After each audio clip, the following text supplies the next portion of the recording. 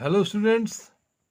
आज मैं surface area and volume का एक ऐसा सवाल बताने जा रहा हूँ जो शायद आप लोगों को बहुत काम में आएगा। बहुत इंपॉर्टेंट सम है ये। सम इस तरह से है कि a well of diameter 3 metre is dug and 14 metre deep. एक कुआं है जिसका डायमीटर है 3 मीटर और उसकी गहराई जो है वो 14 मीटर है। तो the earth taken out of it is spread evenly all around it to a width of 4 metre. तो जो मिट्टी उसमें से निकाला गया, earth taken out of it is spread, उसको फैला दिया गया, इवनली ऑल अराउंड इट, कुआं के चारों तरफ, to a width of 4 metre, 4 metre की चौड़ाई के क्षेत्रफल में उसको फैला दिया गया। To for to form an embankment, मैंने एक चबूतरा बनाने के लिए, find the height of the embankment. तो इम्बैंकमेंट का हाइट मतलब ऊंचाई कितना होगा। अगर उसको 4 मीटर के सर्कुलर प्लेस में फैलाया गया है मिट्टी को, तो उस मिट्टी की ऊंचाई कितनी होगी, ये सवाल है। तो शुरू करते हैं। पहले तो इसमें एक फिगर मैं बनाया हूँ। इस फिगर में दिखा रहा हूँ कि ये कुआं का, ये जब इम्बैंकमेंट बनेगा तो इसका रेडियस 2 दिखाई देगा। जैसे एक इनसाइड इनर रेडियस होगा जो इसको मैंने आर से रिप्रेजेंट किया है, और एक आउटर रेडियस होगा जो सेंटर से लेकर इम्बैंकमेंट के एक किनारे तक पहुंच रहा है, उसको मैंने कैपिटल आर से रिप्रेजेंट किया है। तो चलिए मैं लिखता हूं कि लेट आर मतलब रेडियस, आर का मतलब हुआ ये रेडियस, ये स्मॉल लेटर से जो दिखाया जा रहा है, represent for inner radius and capital R represents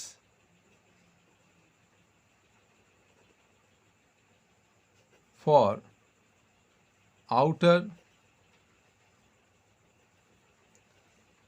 radius of the whale।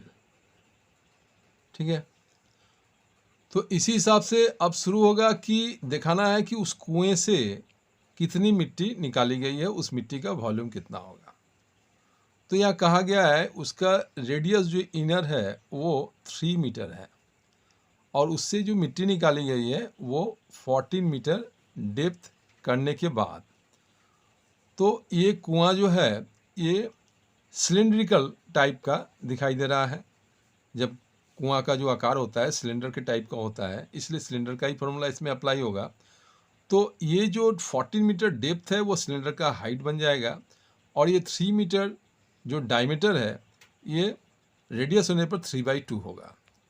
चलिए सिलेंडर का वॉल्यूम निकालते हैं। वॉल्यूम निकालने से क्या होगा, जितनी मिट्टी इसमें से निकाली गई है उस मिट्टी का वॉल्यूम मालूम होगा। तो हम लोग लिखेंगे कि volume of the earth, earth मतलब जो मिट्टी निकाली गई है, volume of the earth dug out from the well equal to क्या होगा कि पाई आर स्क्वायर एच, ये सिलेंडर का वॉल्यूम होता है। तो इस हिसाब से यहाँ पाई का मतलब 22/7 इंटू आर जो है वो ये डायमीटर है 3 मीटर, तो आर होगा 3/2 इंटू 3/2, क्योंकि आर स्क्वायर है, और एच जो होगा वो 14 मीटर डेप्थ जो है वो सिलेंडर का हाइट बनता है। तो यहाँ 14 मीटर होगा। क्योंकि ये वॉल्यूम है इसलिए यहाँ पर जो मीटर में दिया गया है उसको हम लोग मीटर क्यूब लिखेंगे, क्यों वॉल्यूम निकाल रहे हैं इसीलिए। तो यहाँ इसको काटने पर जो कुछ आता है वो 2 7 जा ये 14 होगा, और ये 7 और ये 7 कट जाएगा, तो ये 2 1 जा और ये 2 11 जा होगा। तो यहाँ 3 3 जा 9, 9 और 11 99 मीटर क्यूब होता है। नीचे का सब कट चुका है, तो 99 मीटर क्यूब ये हो रहा है। ये हुआ वॉल्यूम ऑफ द अर्थ जो मिट्टी कुआं से निकाली गई है। इसके बाद एरिया ऑफ द एम्बैंकमेंट को देखना होगा कि जो मिट्टी कुआं से निकाली गई है उसको जब फैलाया गया इस 4 मीटर के चौड़ाई वाले जगह पर, तो वहाँ पर एरिया कितना बनता है। तो यहाँ लिखेंगे कि एरिया ऑफ द एम्बैंकमेंट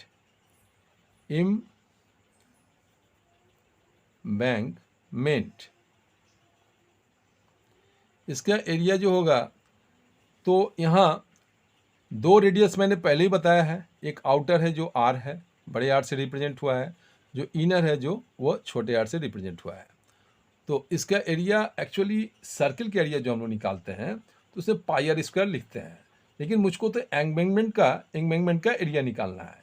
इसलिए आउटर में से जब इनर एरिया को माइनस कर देते हैं तो एम्बैंकमेंट का एरिया मालूम हो जाता है। तो इसलिए लिखना होगा pi are square H, capital R से आउटर है, और minus pi small R square H. तो इस तरह से इसको कॉमन जब लेते हैं, यहाँ पर इसका वैल्यू ही पुट कर देते हैं क्योंकि दोनों रेडियस है। तो यहाँ 22/7 और इस आर का वैल्यू जो होगा वो कितना होगा मैं बता दे रहा हूँ। जो 4 मीटर ये एम्बैंकमेंट का चौड़ाई है, यहाँ पर 4 मीटर है।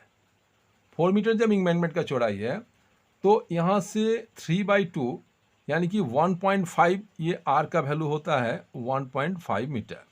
तो 4 और 1 5.5 होना चाहिए। तो 5.5 ये आपका मतलब इसका रेडियस होगा आउटर का। मैं इसको इस तरह से बताता हूँ कि 22/7 इंटू, यहाँ मैं इसको 11/2 इंटू 11/2 कर सकता हूँ। इसको आप लोग कैलकुलेशन करके देख लीजिएगा कि 11 कैसे ये आता है। मैं दिखा दे रहा हूँ कैलकुलेशन करके। और यहाँ पर इस छोटा आर के लिए मैं लिखूँगा 22/7 इंटू 3/2 इंटू 3/2। तो ये 11/2 कैसे आया ये मैं बता देता हूँ यहाँ शॉर्ट में एक रफ करके कैसे आता है। तो जैसे ये 3/2 ये रेडियस जो है ये छोटा वाला आर का ये 3/2 है, ये छोटा आर का है। और इसके साथ में जब मैं ये 4 मीटर को ऐड करता हूँ तो कितना होता है, देखिए 11/2 होता है। तो यहाँ रेडियस 2 हुआ और ये 3 और ये 4 2 ज़ा 8, मतलब ये 11/2 ये मीटर हो गया।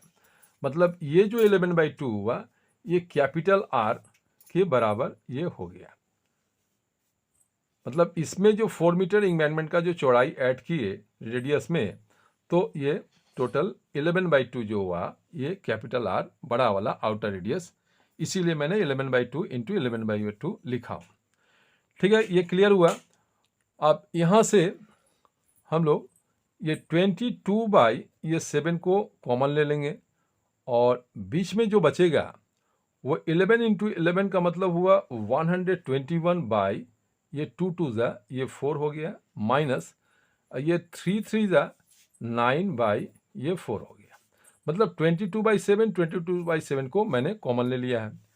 अब इसको कैलकुलेशन करने से यहाँ पर जो होता है वो होगा 22/7 इंटू 121 माइनस 9/4 होगा, क्योंकि 4 रेडियस इसका है, ये डिनोमिनेटर है इसीलिए। तो यहाँ से ये जो आ रहा है कि 22/7 इंटू ये हो जाएगा 112/4 होगा। तो देखा जाता है कि कैलकुलेशन करने से ये होगा 4 से इसको 2 2 जा 4 और यहाँ 11 2 जा 22 और इस 7 से जब इसको डिवाइड करते हैं 112 को, तो ये इसको डिवाइड करते हैं तो ये 8 होता है। तो टोटल ये आता है 11 इंटू 8 का मतलब हुआ 88 मीटर स्क्वायर ये आता है। ये हुआ area of the embankment, 88 metre square ये एरिया ऑफ द एम्बैंकमेंट हुआ। और वॉल्यूम जो अर्थ का निकला वो 99 मीटर क्यूब निकला है। तो अब ये सवाल इजी हो गया है। अब आपको निकालना है कि हाइट ऑफ द एम्बैंकमेंट क्या होगा। Therefore height of the embankment,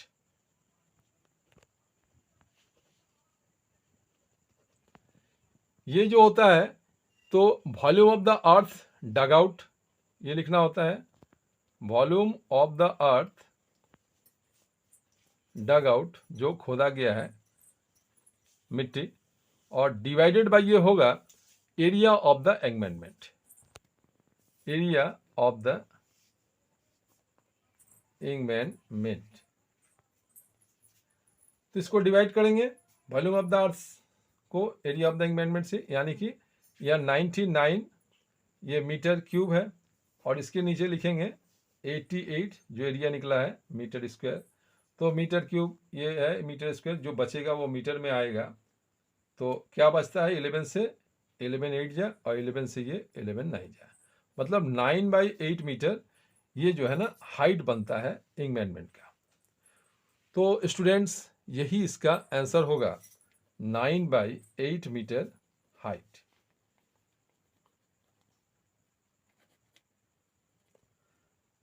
आशा करता हूँ ये आप लोगों को समझ में आ गया होगा। और ये वीडियो कैसा लगा आप लोग इसको कमेंट करके या लाइक सब्सक्राइब करके आप लोग इसको सपोर्ट कीजिएगा। और इस तरह का मैं दूसरा एक और सम आप लोगों को दिखाने जा रहा हूँ नेक्स्ट वीडियो में, जो थोड़ा इससे और टफ है। इस तरह का इसलिए मैं दिखा रहा हूँ कि आप लोगों को आने वाले समय में इस तरह के सवाल को देखकर कोई असुविधा नहीं होगा। थैंक यू, धन्यवाद वीडियो देखने के लिए।